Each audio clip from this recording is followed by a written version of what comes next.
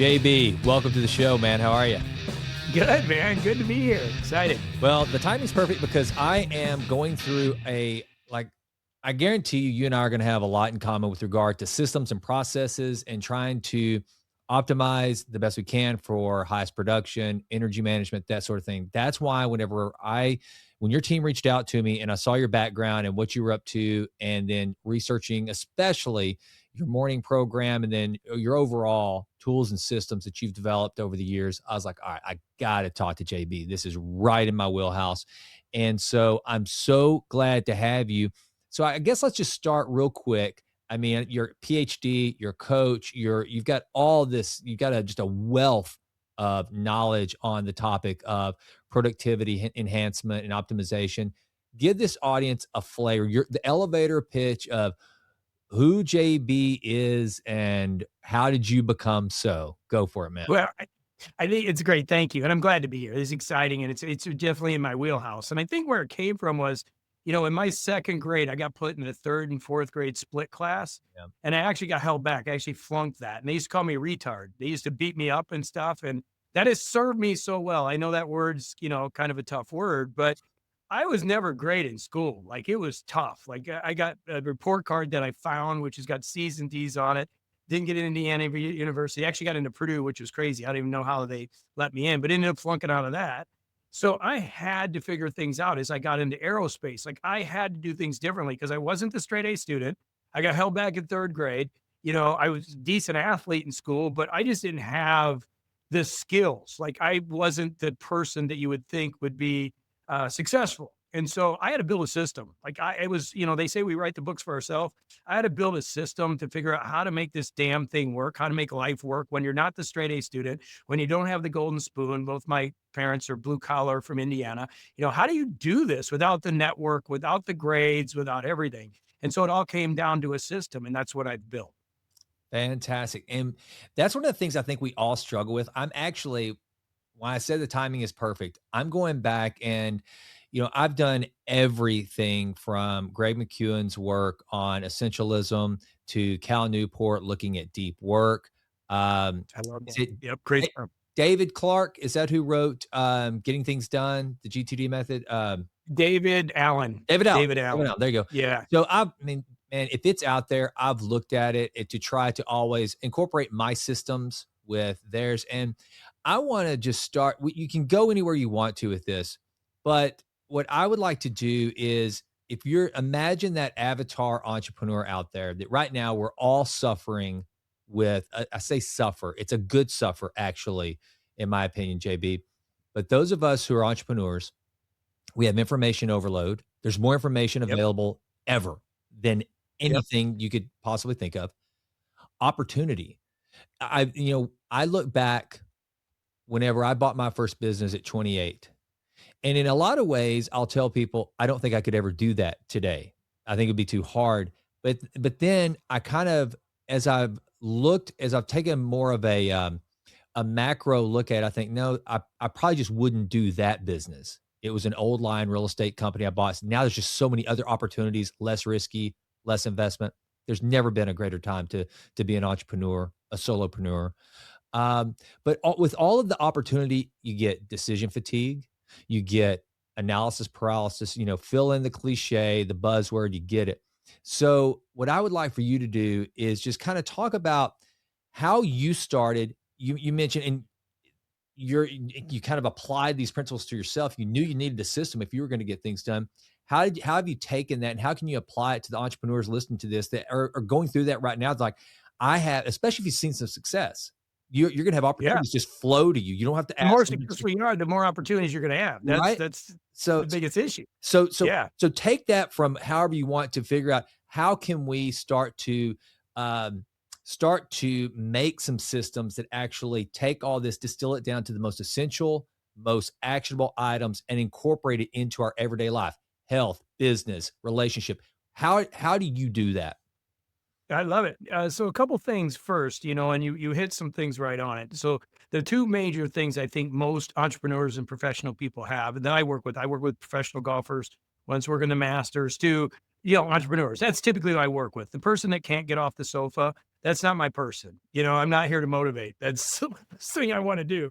But what we're trying to do is we're trying to reduce cognitive load, right? And decision fatigue. Those are the main things. Like really successful people are getting bombarded, as you said, with information, but we're also having mental issues, like cognitive load issues. Like there's only so much we can do. Kahneman in Thinking Fast and Slow really talks about system one and system two thinking. It's just a beautiful book.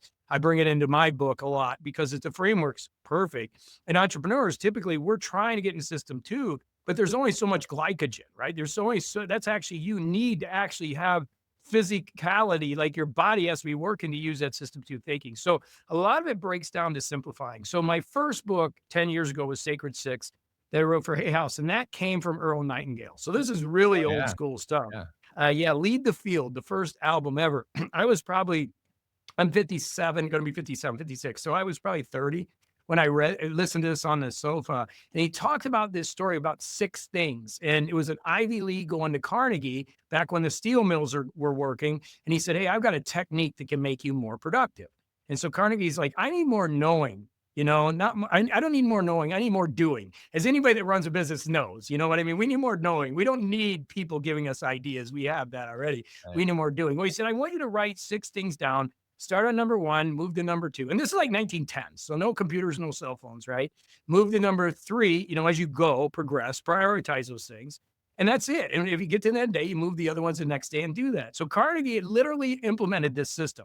And I'm hearing this as a young man, in aerospace at 30 years old or 29, going, wow, what a wonderful system. So Carnegie implemented that. He says that's why the steel mills grew to where they did, and they literally put that across the management, everything. And he wrote Ivy Lee a check for $25,000 back then when he showed back up. True story. So I heard this. I'm like, man, I'm going to start this in my life. So that was the start of my system when I was 30. And so it's grown now to a complete life system that's evolved to a cascade of mission, vision, values, goals, projects, tasks. But why we build all that is to reduce cognitive decision making fatigue and cognitive issues by getting clear and being able to say no to certain things. So our mission is not a corporate BS mission. It's what are you going to do over 12 months? And our vision is who you're going to become, which we've implemented the last couple of years, which I really like. 2 years ago, I decided to become a runner, and I said, "Well, I'm going to qualify for the Boston Marathon." That was my vision. I wanted to become a and I did it. Failed the first marathon, did it the second marathon. So when you're a high performance person like yourself and people that are obviously watching or listening to this, it's really about analyzing what is going to make the best lifestyle choices, not business choices, the best lifestyle choices, honing those in and then building a cascade of activities that you're going to do so you don't go off track. That's the system All in a right. nutshell. I love it. And another reason why the timing of this is so great is I just came out of an EOS. Are you familiar with EOS? Yep. I'm sure you Totally. Yep. are. Right? Okay. So I just came out of and it was just the initial session. I'm the co-founder of a startup right now, and one of the things and I'm this CEO, and so I told my business partners as we launch this business, I want to do this. I'm 51 now. You're 50. You're about to be 57. I'm Right. That's same. Yeah. We're in that same right. group. Yep. So when you're younger, you just kind of go at it and you learn as you go. Yep. But what you realize as you get older is you can short circuit a lot of this if you put these tools and systems in place up front. So we looked at EOS, and one of the things that we're trying to do with this startup is, again, you have all these opportunities. You can chase this vertical, this sales channel, this sales channel. You've got new rebranding. It's a startup that I started about a couple of years ago that we're basically going through an entire recapitalization, relaunch. So there's all sorts of places where you can start. One of the things that I personally have the biggest struggle with, JB, and I guarantee you there's somebody out there listening, the same thing is like just knowing what are all those things that you say no to say yes to that one thing to start that first step towards getting the mission accomplished. How do you tactically distill it down into that thing that is the one that you say? And also, before you even get into that, I do think, before we even got on, I said, man, I really want you to double click on that incredibly powerful, only 2-letter word, no. It's so Yep. friggin' important for success. I'm learning it the older I get. So, how do you start to evaluate saying no, no, no, no, no, no on this, to find that hell yes that Derek Sivers, if it's not a hell yes, a hell no. How do you find your hell yes? This is where we're making the charge up the hill, and this is the first step toward that charge. How do you start to do that? Couple things. One is success leaves clues. So, right. So doing your research and analysis of what other people are doing. It's interesting in business is, they put a Kmart next to the Walmart for a reason. A lot of times people say, well, I've got this brand new thing that nobody else is doing. That always scares me personally, because I want to see that success. Not that it won't work, but we got to make sure. So I'm a data guy. Like I'm a data guy. I do love AI. I love Claude. I love GPT. I use them all. And I do love feeding data. The problem is that if you allow AI to do the thinking for you, that's where you run into real problems, right? So the data analysis is great. The thinking process that so many entrepreneurs are allowing it to do is the problem. It will break. It's not meant for that, but you can do a lot of data analysis. So when you're looking at things, I'll give you a quick example. So about 6 months ago, that's probably about 8 months ago, I got an opportunity, $100 million. Like I'm a Jack Welch guy. That's where I got a lot of knowledge. I'm from aerospace, Six Sigma. I've got a belt system. Like I was big into Jack I Welch, came up right? with Six So, Sigma too. As a matter of fact, real y- quick, so yeah, when Jack didn't hire Bob Nardelli to be the successor at GE, and he went to Home Depot, Ken Langone and the board recruited him to go to Home Depot.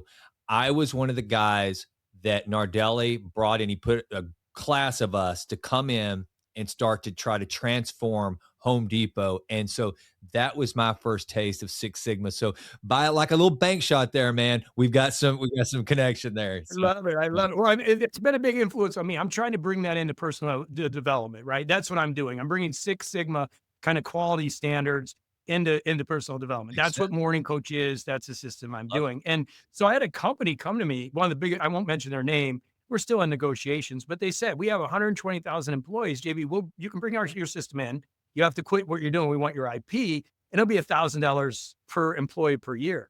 That's $100 million business. So you want to talk about me and my wife sitting up at night? Our objective, we don't have kids, so we're very blessed that you can have kids. That's a blessing. Not to have kids is a blessing, right? There's a couple there, and we're saving animals. So all of our wealth is going to animals. That's our objective. I want to have a statue next to the St. Francis in a no-kill shelter in Colombia, where somebody 100 years goes, "Who's that guy?" And it's a guy that gave all the money for this. But going back to this, so they came to me with this offer. I mean, it's life-changing money. I mean, $100 million, my business would be a $1 billion company after 10 years, $100 million every year. But my life would have just totally changed. And so I looked at my mission, my vision, the stuff that we built over the past 20 years, the things we do. And I said no. Wow. And it was really hard, but my decision was based on lifestyle. So now if you're talking about corporate and business entrepreneurial ideas, I think it's based on data. I think if it's life-changing information, you need to base it on what your lifestyle is really about. So there's a couple different angles there in what we're talking about. So I think data is always the answer. I really believe in really dialing in the data. Testing is what's going to lead you to the answer. But when it comes to lifestyle stuff, you got to really question, why am I doing what I'm doing? Because I think lifestyle is first. I think that's a really important concept. And then business is kind of secondary, but data driven from business, if that makes sense. It makes a lot of sense. All right, so can we talk about that a little bit? Because I think a lot of people I'll give you a great example, man. So I live in a very nice neighborhood, and I have one of the smallest houses within this neighborhood. And the reason why is because I used to have the big house around the corner. My the girl's mom and I split up, and I wanted to be close to my daughter. So I bought in this other section of my development that is smaller townhomes. It's kind of like the retirement community of the middle of this place. And then, but most everyone else, my age and everything, they have these massive houses and all this stuff. They have Yep. the cars. I was driving over to Highland Park in Dallas the other day, and I counted 7 Range Rovers as I pulled in before I even really got into the parking lot. I'm like, and that's not me. I drive a '99 LX 470, which I think is way more killer. The old Land Rover. Excuse me, Land Cruiser body style. I'm old school. I'm like, you can't just go replicate that. So I'm like you. It's like, to me, I have a very deliberate filter for how I spend my money, and the way and my wife's the same way. We keep a small footprint. It also keeps us free to do a lot of the stuff we really want to do. I think a lot of people listening to this have never really evaluated what systems they could put in place to keep to and what they like about their life right now. What are the things they really love? What are the things that they could totally shed, but are putting shackles on their ankles every single day? And so let's stick with that for a little bit. I would love to just, kind of tackle that about how do you start to evaluate what is really most important in your life? And JB, that can be, what questions do you ask? That can be, how much time does it Yeah. take? How do you start to evaluate that so that you can make that ballsy decision you made to say, $100 million is nice, $1 billion valuation in 10 years, that be, or 5 years, 10 years, whatever, is great, but it impacts the thing that matters most to me. How do you scale that? How do you make that so that people start to figure out the answers to those really critical questions to then realize, maybe I don't need all that I thought I needed. Maybe I don't need all that money. Maybe I've got everything I need. Just get rid of the crap that's superfluous. How do you start to go through that process? I love it. Well, first of all, I tell people this all the time, like, especially from stage. It's like people will spend years of their life and thousands, sometimes hundreds of $1,000s on their wedding. And that's literally a one-day event, right? And By it the way, JB, you have no idea, dude. It kind of hurt me. I'm doing it right yeah, now, April 18th. and I'm cool, and, My like, first I'm a daughter gets romantic. married. It's Yeah. and I'm the thing is, I can already tell you every single thing you're about to say, I'm in full agreement with, so you can imagine my life right now as I go through this wedding. And Rylan, if you listen to this, she won't listen to her dad's podcast, but Rylan, I love you, baby. It's gonna be the most magical day of your life. I'm making sure of that. But oh my gosh.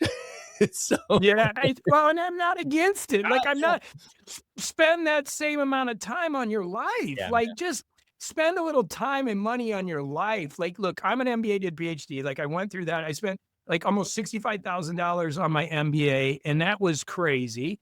Sorry about that. I'm downstairs here, and and I spent all this money on my MBA, right? But that traditional education took me to a point, and it's the non-traditional education that's really helped me. People that watch your show, getting coaching, going to masterminds, those things is what's really has really changed my life. So step one is, you gotta expose yourself to other people and other things, other coaching, other types of people. Because what happens is what's really going on is it's an identity issue. Right. We start to take an identity into these things. Believe me, I was in Parkland Golf Country Club, did very similar thing. I actually jumped on the HOA board because we bought the golf course and I wanted to help make sure we got truant in there and everything else. And I lived in a townhouse where we had $5 to $8 million homes in there because I also live in Colombia. I live in South America. So I'm in there and trying to help all this out. And so many people had their identity in their cars, in their houses, and they just weren't happy. You could see it, like you could feel it, like it just wasn't fun. And they hate me because I'm always happy. Like I'm just living life and whatever happens, I don't care. But I think those are the things. I think step one is you got to invest in different resources than traditional means. Like you got to hear different things, like listen to your show, my stuff, whoever's, I don't care, Wayne Dyer, all those people help me, right? So get a different view on what life really means. And then look at what's important to you. And it's funny, if you get older, you start to see that family's important, that these are the things that really matter. It's not so much the business growth. Yeah, we all want to X and have money, but I can tell you a lot of my friends, I can tell you on the golf course, I have a lot of friends that have more money than they could even imagine with, and they're just not happy people. I can tell you. So I think you got to invest in the right education to find that. And one of the things we do is the 7 Ps.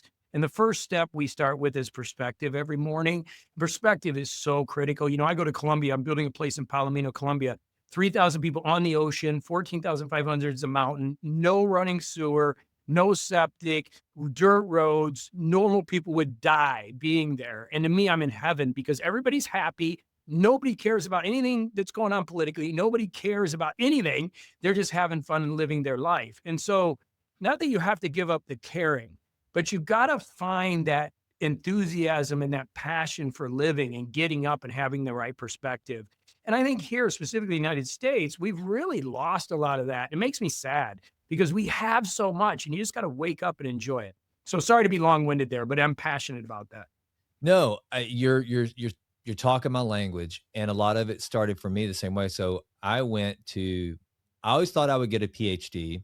I stopped at the MBA for a lot of the revelations that you kind of unpacked right there. And when I got into business school and realized, and by the way, man, I told you about my first business when I was 28. And it was to escape corporate America. It was all about lifestyle. It was all about coming back to East Texas, I was living in Houston at the time. I wanted to be back in a smaller community. Tyler, we have 100,000 people here. I want to be just plugged into the community, plugged into my church, plugged into, just, and have my daughters grow up in the type of environment that I grew up in. And then I still needed, I was the first member of my family to go to college, which was a small state school, Stephen F. Austin State University in Nacogdoches, Texas, the oldest town in Texas. That no, but it's not a marquee school. And so I needed that validation with an MBA from a top Yep. tier business school like SMU, which is where I ended up going. And I loved it. I mean, and I love SMU. But one of the things I realized quickly after JB was that that's why I was doing is the validation. I was falling into the matrix of this credential obsessed uh, Yep. society in which we live. And then, the reason I started this podcast, and it's so funny because you just nailed on so many things that I go through every day. A lot of people, whenever, the people closest to you that know you up close, they will, I'm kind of the weirdos. Like, you're a business guy and you have a podcast, and why? You want to be Joe Rogan? Hell no, I don't want to be Joe Rogan. I don't want to be Tim Ferriss. Those guys have way too much pressure on them. I do this because the reason why I'm meeting you right now is this little show. I could not have this conversation with you, JB, but for this show. And so I'm going to learn, and you and I'm not a transactional guy. I will know you from Yeah. now on. And I start finding treasure in those things and being a producer rather than a consumer. And these things that you're talking about, man, they make so much sense to me. And it's almost one of my missions in life, especially for my children. You'll appreciate this. So I've got two daughters. Rylan is the oldest that's getting married. She went to the University of Alabama. And then and her sister Abby is only 15 months younger than her. So they went really close. But there was enough window there, and I lived enough life to kind of see what was happening in higher education. I told Abby, and kind of again, the AI boom that I knew was coming, having been an entrepreneur for all these years. Um, I told Abby, I said, I tell you what, I said, I know you want to go to school. I said, but what if we take that money and I'll back you in a business instead? You can become an Uh, entrepreneur. And she didn't take me up on it. She said, Dad, I appreciate that. That'd be great, but I really want to go to school. And so she went to University of Colorado, and I can't blame her for, Boulder's pretty sweet. I enjoyed visiting Beautiful. her. Yeah. Colorado's It awesome. was awesome. Yeah.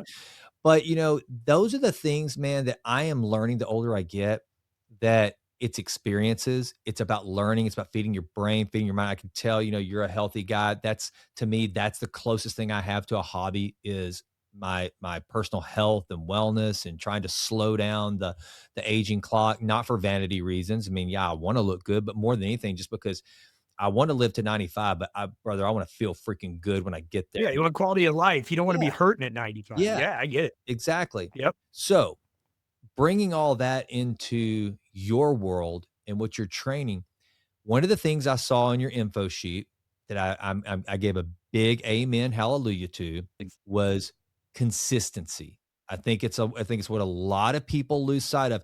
Whenever I have my buddies that want to know, it's like, what are you doing? What are you eating? I'm like, that's not how I Mhm. stay as healthy as I am. It's consistency. It's that James Clear, 1% improvement every day, which is basically just BJ Fogg and tiny habits. It's all tied in, which all comes Yep. to just common sense behavioral science. So if you're somebody out there listening and you hear this and you go, well, I want to figure out how to apply some of JB's practices and his systems to find what these two crazy dudes that are having this conversation about quality of life and, animals and, all this, how do they get to a point of discovery of what makes them happy, what really fills their soul, the difference between joy and happiness, and then how do they consistently show up every day with those first principles in mind to compound into something that is, like you mentioned earlier, it's not drudgery. It's, I don't want to get the person off the couch either, but the people that figure out this consistency and learn these small habits every day to make it a part of a system, then all of a sudden you remove a lot of the friction. How do you start to get people to take hold of these principles? Well, I love that question, and I obviously I can speak to it. I'm on 6,024 on my daily show. I think it's been Awesome, 21 man. years, so That's I don't think amazing. many people have done that many shows. So I think it's really morning ritual. Like you got to get up and have something going in the morning. Like I would, funny story, when I was a drunk buddy is the reason we did Morning Coach. I was on Alta Vista searching for a name and Morning Coach was available. So I was like, damn it, I got to become a morning guy. But my biggest blessing and my biggest curse is I have to show up and do it every day. I mean, it's been great. I have to read books. I have to get better. I mean, this is a C&D student that was called a retard, right? So again, going back to when I started on the show, I had to figure it out. Like the only way I could figure it out was to be consistent. Like I didn't have the golden spoon. I didn't have straight A's. Everybody else says, I guess the new top word is privilege. I wasn't privileged. Like I had I'm to still work waiting this for shit. mine to kick in. Yeah, I hear you. Yeah, I mean, it was tough, man. So, point being is, I think you got to figure out what it is that you want to achieve. Like for me, my vision. So, I love mission. I love the cascade. Mission is what you're going to do in 12 months. Vision is who you're going to become, and values are what's important. So, mission is something you're going to do. So, for me, I'm going to bring another 800 people in Morning Coach. That's what I do. That's my coaching system. My vision this year is to be fluent in Spanish, right? So, every day I have to work on Spanish. If I'm not working on that, I'm not moving that vision forward. And the vision I think is critical because it's who you're going to become. So now I'm a Boston Marathon qualified runner. I'm not even a runner, but now I'm elite because I do 40 miles a week. I'm not even a runner, but it became me. You know, I'm a decent golfer, not this year because I haven't played, but I coach some great golfers. But if that was my vision, then everything would be guided towards golf. I'd have my coach, I'd be working towards it, and I'd consistently be doing it. Right now it's Spanish. So I want to be able to go to Colombia and do my business in Spanish, which expands my business, expands my market. I mean, it doubles my world. Plus, there's a respect level when I'm at home and in the other country. Like people love it when you can communicate at a high level. So finding the things that you're passionate about and then making them part of what's important and looking at that every day. Mission, vision, values. You know, what are you going to do this year? And it's not a lot of things. Like you shouldn't have a million things. Like that's the problem. You know, if you just do, God, I wish somebody had taught me this when I was 25. If you just do this every year, by the time, 10 years from now, it's unbelievable where you're at. Right. So it's really about isolating, sitting down, doing some reflection. One of the big questions I ask every December, because we plan in December, is what gives you energy and what takes energy? Mm. And I've been doing that for 20 years. And so I got a lot of things in my life that give me energy, and I'm getting rid of anything that takes energy. And that includes people, that includes clients. So it's constantly evaluating, is it taking me closer to what I want to do? Is it taking me closer to who I want to be? And then what am I doing consistently? And you mentioned faith. My big one this year has been faith. Like it's unbelievable how great my life has become because my spirituality has grown so much. And that's been a big point of emphasis for me. So it's a consistency. And I'll make a note about that. So what we teach is that any task needs to be developed. Okay, so you build the task. So let's say spirituality. I want to become more spiritual. What does that look like? Well, I'm going to pray the rosary every day, right? Okay, great. That's a consistent act in. Then you measure it consistently. How many days in a row can you do that consistently? Eventually, it becomes automatic. You can take it out of your whole list. Like running is not anywhere. It's nowhere in my system because it's autonomous now. So you can do that when you delegate to people. You can do that at yourself. So that's one of the things we teach is at the lower levels of this, the task basis is you have your mission, you have your vision, you have your values, and then you start to track on things consistently until they become autonomous. Now, let's say my running took us, I traveled and I didn't run, then it might come back into my plan because I need to track it again. I need to make it part of my life. So it's really a structured system that we've built to make sure people are staying track with the upper portion, the mission, vision, values, which we call open loops, right? To close loops, which are the tasks that become the consistency that allow you to become who you are. So do you do any gamification as a part of that? Because like one of the things that I do is like I'm a streak guy. I love streaks, Yeah. and it really helps. It's like whenever you like talking about reading the rosary, or whether it's quiet time, reading the word, whatever it is that somebody Yeah. makes Meditation. Yeah. meditation, Yeah. um, and you want to do that, and you want to make it a habit. Like, do you like? I guess it was. I know that what is it? Time, date, and place is really important. So establishing those things, because you mentioned it, it's not as simple as just saying I'm going to do it. It's saying the what you're going to do, when you're going to do it, and then get some sort of a measurable, a quantifiable. I'm going to do this for 5 days, 10 days, 15 days. You know, Yep. so do you ever recommend to your students to like to gamify it, to like keep the streak and go? Because I know for me, I get a dopamine hit if I'm trying to form that new habit, and Yeah. I'm able to put that X on a calendar or some other board. Is that some of the stuff that you'll I incorporate? love it. Yeah. Yeah. Cause willpower is finite, right? So you need something that gets you going. So Yeah, we do one of two things. One, you can track the number, you can mark it on the calendar, or you can do the negative. So I'm not a negative guy, but some of our people do that. Like my Spanish last year was getting really bad. Like I was down to like negative 65 days that I didn't work on it. And that's where I was like, I don't know if I can cuss, but I need to get my shit together with my Spanish. Like it was bad, right? So yeah, I love any tool, but here's the thing I will say about tools. Tools are part of the system, whether it's gamification or whatever. Everybody is uniquely different. And that's one of the problems I have in personal development and the medical community too, for the matter of fact. We're all different. We all think different. We all act different. We all have different kind of motivations and energy levels. And I think your system needs to be built for you. We have a lot of people come with the remarkable device, that e-ink device. I don't know if you've seen the Mhm. e-ink tablet. We have a ton of people because I work closely with the company. We make planners for them.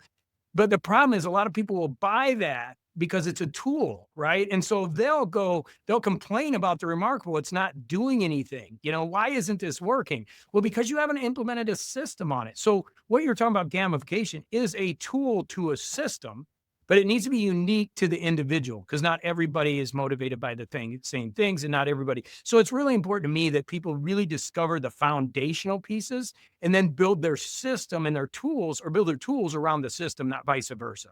So many people buy the tools, whether it's ClickUp or all these damn productivity things. Next thing you know, they're so far into the tool, they're not really even doing anything. The tool's taking over their life. So you need a system before the tool. And then all that other stuff is great. Whatever works with you, you start to apply it individually. You know, we got some group stuff too, but usually individually, you got to find what makes you tick. Yeah, I agree with that. That's one of the things that I finally it took me a long time to realize, dude, is like I get obsessed, like so many other people, watching other incredibly productive people. Well, a good example is, I'm a writer as well, like you were talking about, and so I watched all the videos on Ryan Holiday's note card system that Yep. he uses for writing that he got from Robert Greene, and I think it's fantastic.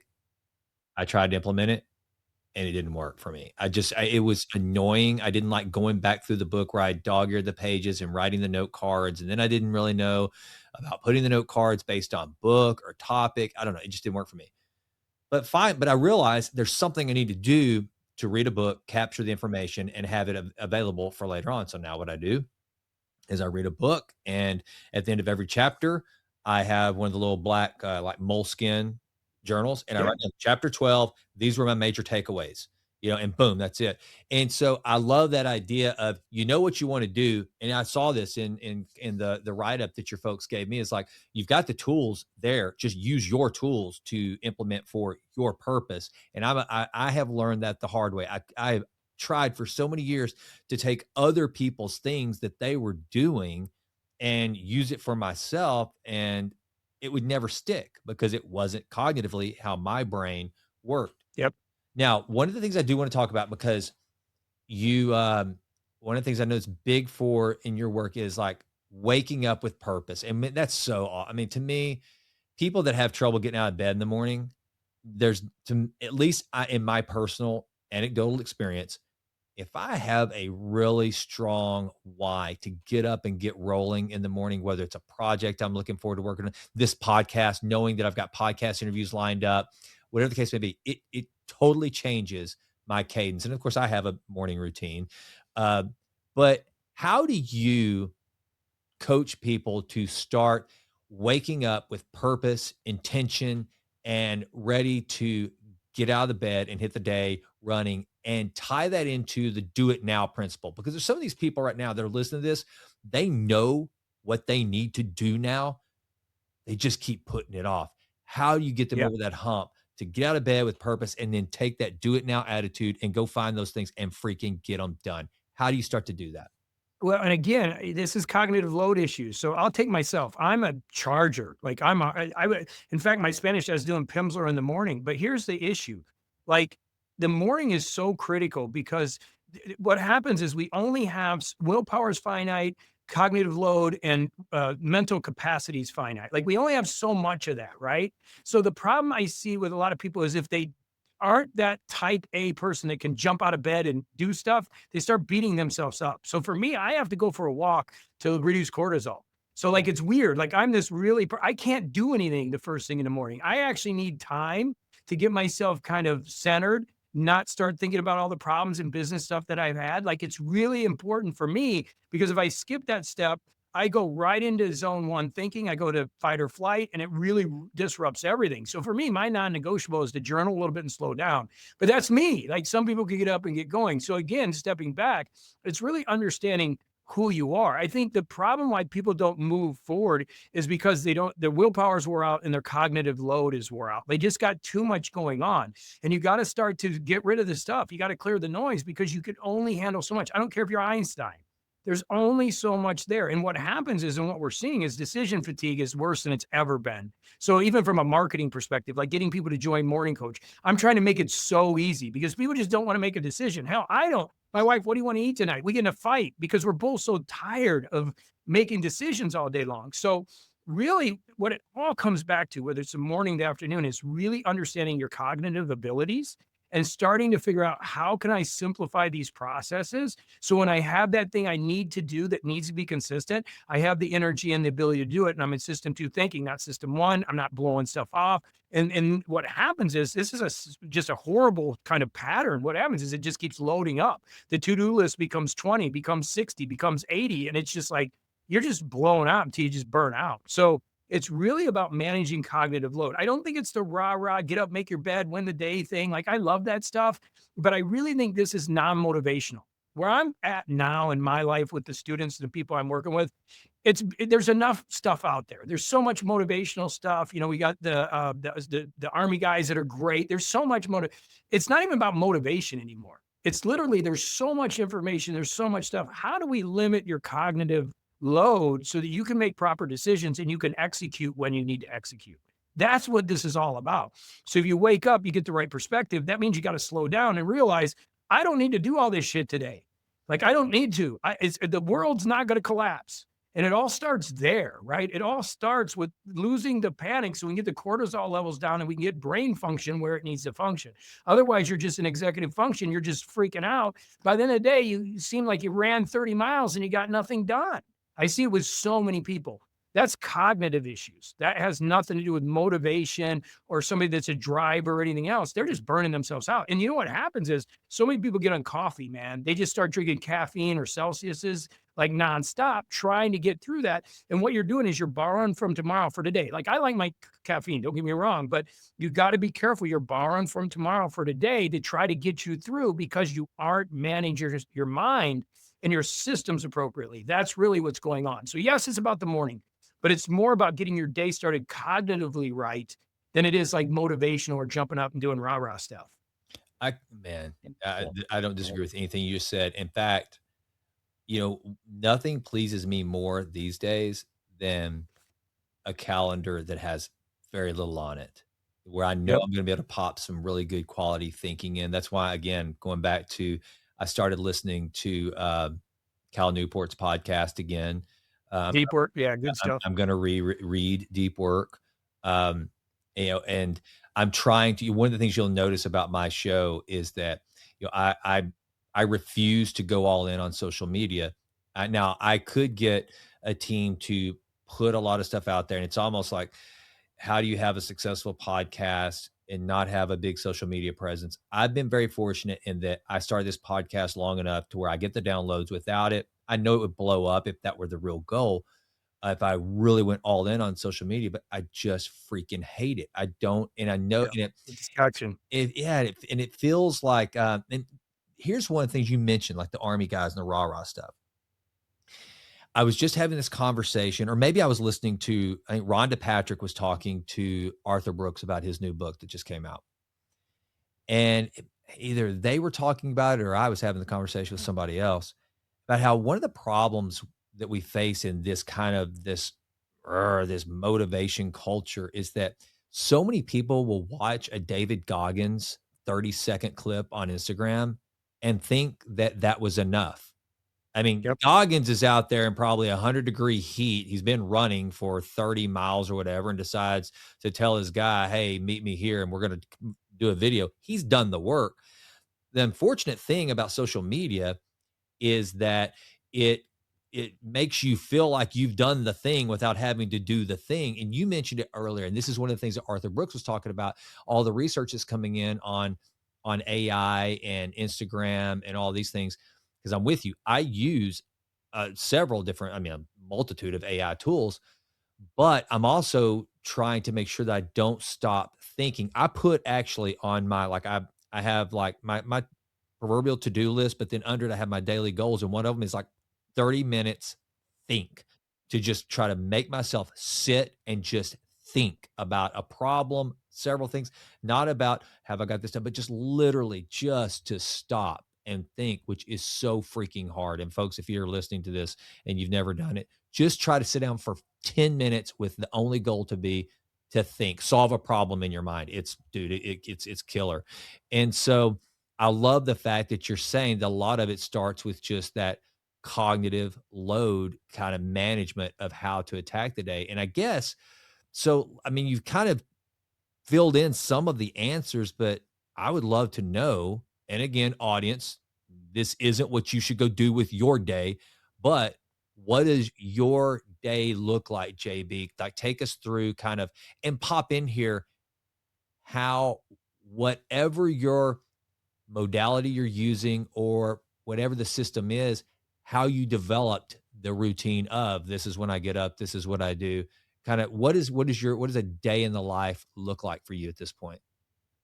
Well, I appreciate it. Well, and I'm not here to sell anything. I'm not a sales guy, right? But I started Morning Coach for me. Like I needed a consistent system that I could come. So I listen. I listen to my own show. It's 15 minutes. That's what I do. And I built software that I go into called the Companion, which uses I always say the name on Claude. I'm going to say Claude back end to kind of look at all my goals and projects. So I built a complier system for me, right? And now I'm getting other people to use it. But yeah, the day is to wake up and really go out for a walk with my dog, come back. I fast. So I go for a run, 6 miles minimum, right? Is typical. Then I work out. Health is so important to me. Coming on 57, I wear a Whoop. I wear a Aura. I'm a nerd. I'm big. I put that information into my AI. I don't allow it to think for me. I use it for data analysis. Hey, what should I run today? What should I eat today? So I'm really into that. And that's where I want to have the energy to be able to do what I need to do, which is serve my clients. And that's why I quit drinking. I don't drink caffeine hardly ever. There's things that I can't do because I have people that depend on me, and so then I show up and I do, I get in Morning Coach. So what happened with, I just want to sidebar to this because it's important with Morning Coach is really interesting because our system's about action. So one of the big issues that we have in my world is like, there's a lot of great coaches like Dan Sullivan, strategic coach, it costs 15, $20,000 to go there for a weekend.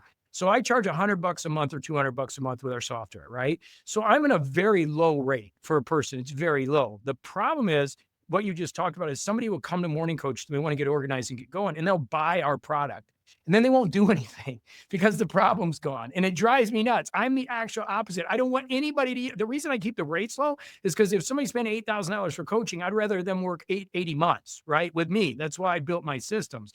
And so it's really hard for me because my whole objective is to help people with cognitive load and to take action. And the thing that has helped me as a C&D student, a kid that was called a retard, is I have done more Forrest Gump stuff in my life, which I've just taken action, learned from it, analyzed it, and just got better.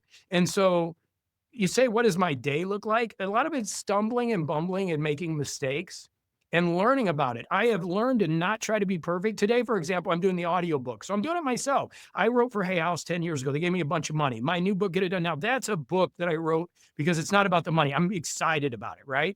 So I'm doing the audiobook myself. I'm doing everything myself, like an Amazon. I mean, I got a team, but I'm not working with my publisher. And so today it's like, okay, clear everything. You're going to sit in the studio and do your audiobook today. So before we got on, that's what I'm doing. So it's like, I have so much to do. I need a new landing page. I have to do new videos. I got to get an SaaS editor for our videos. Like there's so much. And I just cleared it. So how does a day look? It wakes up and manage cognitive load. And then at 5 to 6 o'clock, it's sweatpants time. Like it's like shut it off, turn the computer off. This is pretty new for me, but it's really important. It's just saving my life. Like literally at 5, 6 o'clock, it's done. I have staff in the Philippines. I have Japan. I have a lot of people all over the world. We're international. We have a lot of people all over the world. I shut it down. I'm done, guys. You got anything for me? Get it to in the morning. So it's sweatpants on. So it's actually the opposite of what you would think. Like you'd think I'm driving so hard all the time that I'm eliminating stuff. I'm loving life and working. And you know what? I'm having more success than I ever had by getting rid of so much stuff and just focusing on the most important tasks of the day. So get up, go for a walk, relax, slow it down, get in system two thinking. What's really important, I use my software, which helps me. Okay, these are a couple things you need to do. Okay, get rid of everything else. Let's just focus on these things. Let's be quality. Let's make sure it's great.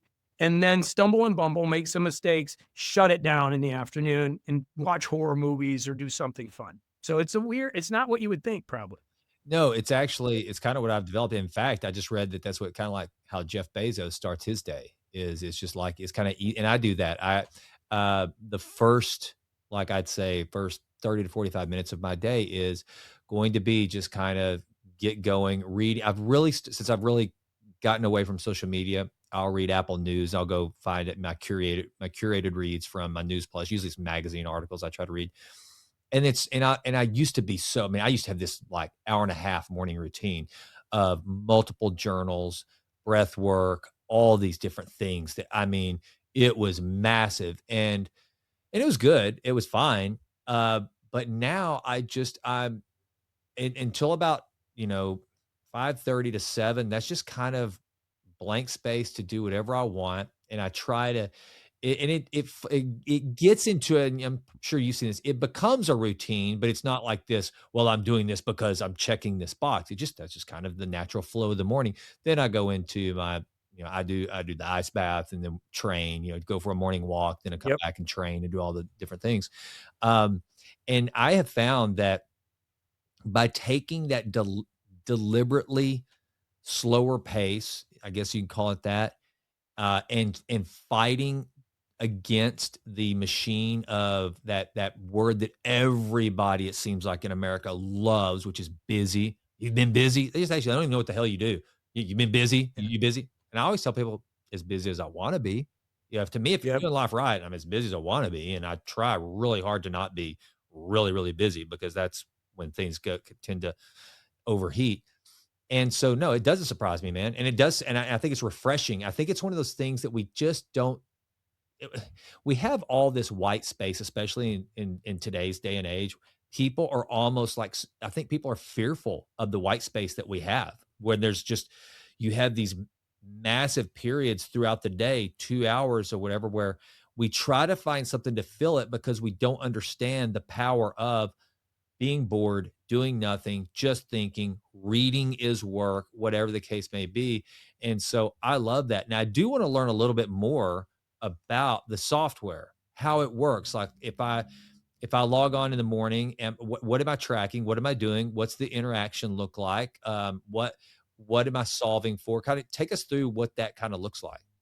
It's fine. We're just launching it, so it's great. We've been working on it. We have a beta group, 21 of our members, and now we're launching it. And it's actually really interesting because I love AI, but I hate AI. So it's one of those things that I got to make. You know what I mean? It's a love hate relationship. And but what we did is we took the Get It Done Now process, my books, and we built a software system around it.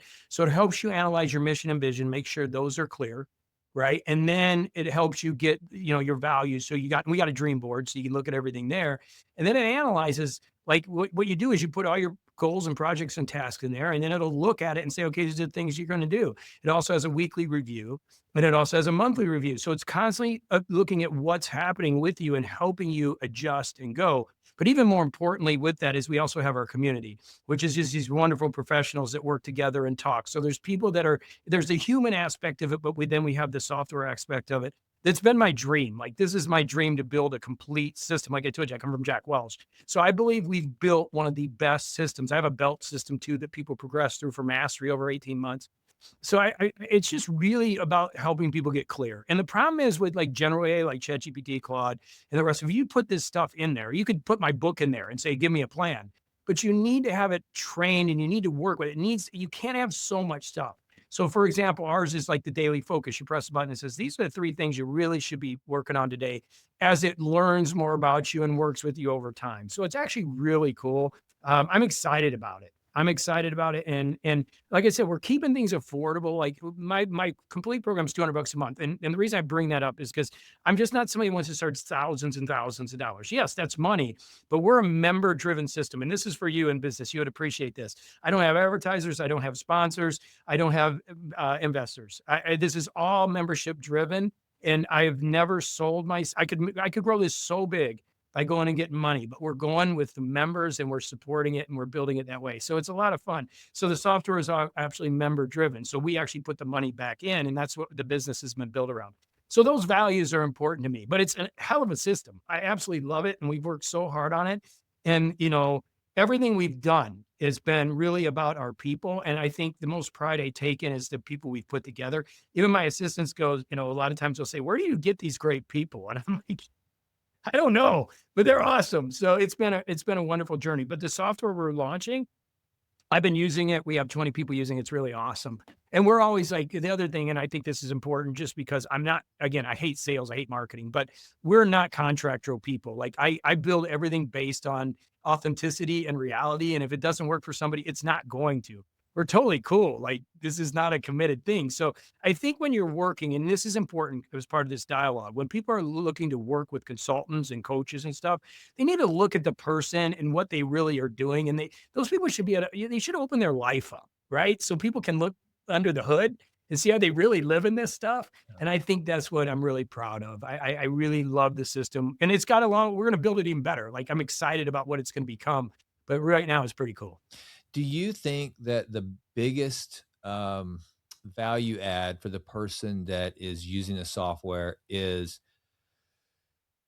figuring out what to get done, or is it helping them figure out what to not focus on? I mean, because again, going back to where that Yeah. started, is that to me, man, that is one of the biggest challenges.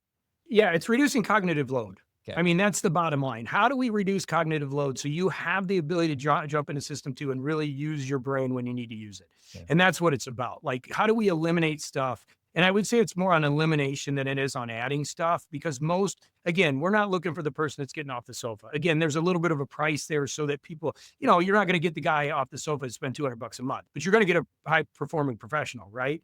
So it's more about really saying no because most performing professionals have just way too much going on. I mean, we also do the planner for the Remarkable. And we had a meeting because a lot of people are going, well, I need more space. I need more planning stuff. I need more stuff. And I'm like, okay, I don't know if this is good or bad. Let's get together. Maybe we'll build you guys a new planner, but you might have too much going on. Like maybe you need to isolate some things. So we get together a lot as a community to try to figure it out. But what it really is all comes down to is lifestyle and reducing cognitive load. That's what it is. Because I believe true success is peace. So if you can find that peace, you're gonna perform. Like things are going to work. And even if they don't, you're gonna take them as learning experiences and get better. That's why my stuff works. That's what I'm saying. I'm not the straight A student. This is not Einsteinian level thinking. This is consistency and structure that actually works if you just do it because you're going to optimize. You're going to learn from your failures. You're going to learn. You're going to start to reduce cognitive load and you're going to get there eventually. There's no way you can fail. And that's the thing. Maybe financially, if you're like, I'm going to be a billionaire by launching this product, well, you might fail at that. But you as a person are going to grow because you're working on yourself. And to me, that's more important. Do you think that some of the tools that you've built, are they tapping into kind of and I guess this kind of goes back to what I was talking about, the gamification, which gamification comes from strategic dopamine hits or whatever. Yes. Have you helped people? I would think that I totally understand the cognitive load reduction. That to me just makes sense. It just makes it easier when you realize a lot of the crap that you had swimming around your head that was burdening you from not wanting to do anything didn't need to be there in the first place. And all that's left is the primary task. And that makes it look a lot easier when, oh, that's all I really have to get done right now. Then you can do it. Now, I get all that. But are you also tying some things into this that kind of work along with the neurochemistry of time of day or something like that? And maybe you are, maybe not. I'm just wondering as far as the neuroscience of. Yeah, certainly. Yeah. And I'm doing it every day, right? So for example, like we celebrate stuff. Like John, one of my guys in a consultant in Japan, right? He was learning how to play guitar 2 years ago. Yeah, Well, he did his first thing at a worship service live and in person. To me, that was the greatest thing I've ever seen. Like, and he posted his picture up there with, so it was just like, yeah, that's we want to get that dopamine hit yeah, of community, right? love So it. the software is one thing and it's great, but it's also people celebrating your wins around the world make a big difference. I mean, I just had somebody, Will, his mother passed away, and he's in the system, and he's like, "Hey, the system held. I'm going through a really hard time." Well, when you have 20 people going, "Will, we're with you, brother. Thank you for sharing. It's great to see the system holds even in the time of trouble." That's the type of stuff that you want. And I have to be very careful, right? Keeping the community secure. That's why I'm very cautious about, as we grow who comes in, but it's really important that that is a big part of it. Dopamine, community. I think there's a couple of things that AI can never do, right? One is experiences. AI can never change the experience. The second thing is human connection. So big parts of Morning Coaches, yeah, we're using that, but we want to provide experiences and we want to create human connection because that's stuff that'll never go away. And I have people that have been together like 20 years, and that's what I'm proud of because it's those are the things that I'm not ever worried about my business shifting to because they can't do that and they can't replicate me. I show up every day, 365 days of the year. I'm there to making sure that person that's trying to quit drinking, if that's what they're trying to do. I got a book coming out called Sober Weekends, helping professionals eliminate alcohol. But let's say, somebody's there. I'm going to be there on Sunday because maybe you're trying to quit drinking and you need somebody there. Everybody's dealing with something different. I don't care how successful you are, right? And again, I think success is peace. So my job is to create systems and tools to help people find peace so they can be there for their family, they can be there for their loved ones, and they can kill it in life. It's that simple. And I'm doing a pretty good job at that. I've got a great, my wife's Colombian. We travel. I mean, I've really, and I hate that stuff. Like I hate the narcissistic ego bullshit, the Ferrari stuff. You see it out there every day. But I think you have to talk about it too. You know what I mean? Like I'm building a freaking, I'm in my, I'm downstairs in my studio, the best house in LaPorte, Indiana. I came back to be with my mother who was going through kidney cancer. We got the kidney out, which was great, but she was at the marathon that I qualified for Boston. I'm crying. She's crying. She's 80 years old. I'm, 56 last year. It looks like I'm a 12-year-old and she's a, you know what I mean? Back when she was 21 as single mother. Those are the things you just can't duplicate. And that's how I live my life. Like I want to have those experiences. You're going through it, your wedding, the things with your children. Like we got to stop this grind. And I started to get on my soapbox here. Spend time with your family, build things with your loved ones, man. It's life is too short.